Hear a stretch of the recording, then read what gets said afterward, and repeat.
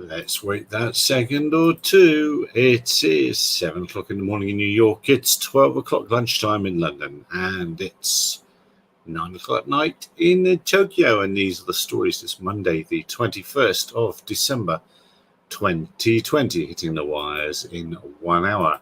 And it's another busy news weekend. And of course, Saturday night was the anniversary of the hashtag Battle of Gatwick event. And I made a less than compelling video with the weather in it, and I wondered why we didn't do that in the first place. We should have done that 2 years ago, but there'll be more on that. That is an unfolding story. Gatwick is not going to go away. Do not worry, more will come.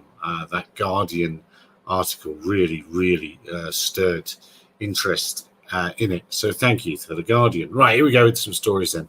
So EASA, they've put out a regulatory framework for delivery drones, and there's some links in that story to how to find that. So if that's your world, that's your bag, let's go. SenseFly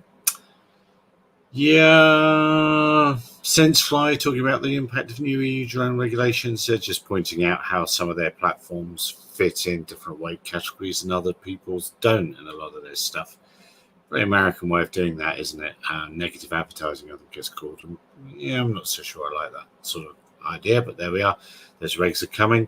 The US drone company Skydio's response to the Department of Commerce additions to entity list. So Skydio having a word there about DJI being put on the entity list, and all that actually means is that American companies wishing to sell to DJI will need another piece of paper to get that stuff out there, and that's just the same as ITAR, the missile control rules, which have really hamstrung the American drone industry. It's why there is no American drone industry.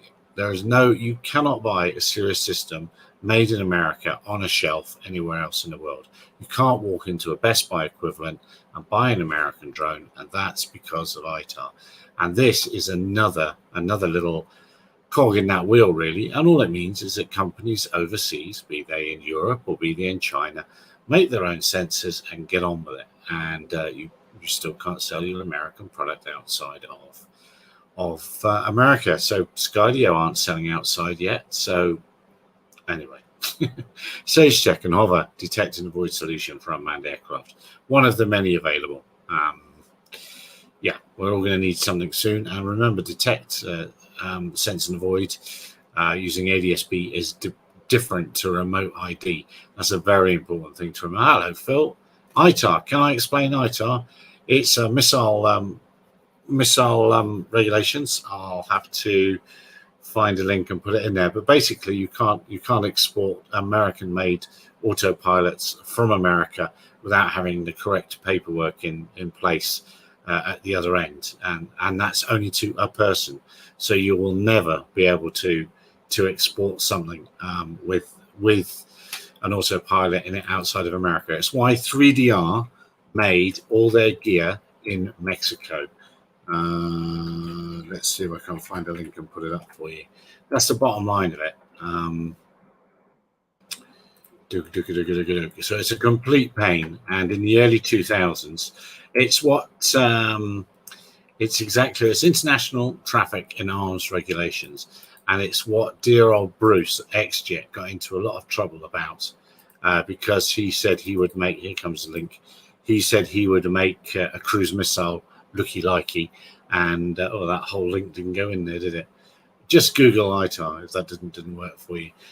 So yeah, he showed how easy it would be to make a cruise missile, and people got very upset about that. And as we know, it's not hard at all these days. So anyway, that's why there's never going to be a big American drone industry unless they relinquish that. And the American market alone is not big enough. Just imagine the size of the market Europe is the same size as America as a whole, and India and China as well. So there's 3 markets American companies won't be able to get into instantly or easily. Anyway, UK new drone and model aircraft rules and registration renewal. That's gone to 40 questions if you're in the UK. And then Auterion also has a go as the industry looking for alternatives to DJI. When it comes to enterprise, open beats closed. Now that's got a caveat as well, because remember, if you're in America, now not only do you need to have a made in America system, but it needs to be, if you want to fly over federal land, not just commercially, but privately as well, and you want to do anything over federal land, it has to be one of the 5 blue USUAS, and we don't think they're going to choose any more for another couple of years. So yes, open is good, open is cool, but that does not mean if you use systems from Mortarian that you are allowed to fly over federal land. Federal land? Oh, I don't care about federal land. Well, that's all the bridges. If you want to do an inspection, it's bridge inspections, anything like that. Skyports in the UK.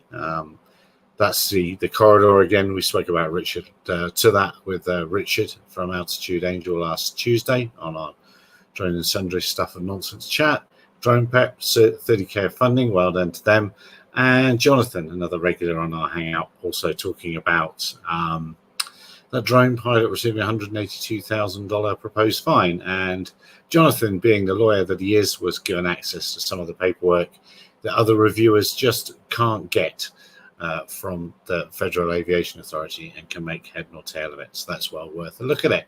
Anyway, so them's the news. That's the news for today, Monday, the 21st of December 2020. All the stories going to press in 54 minutes time.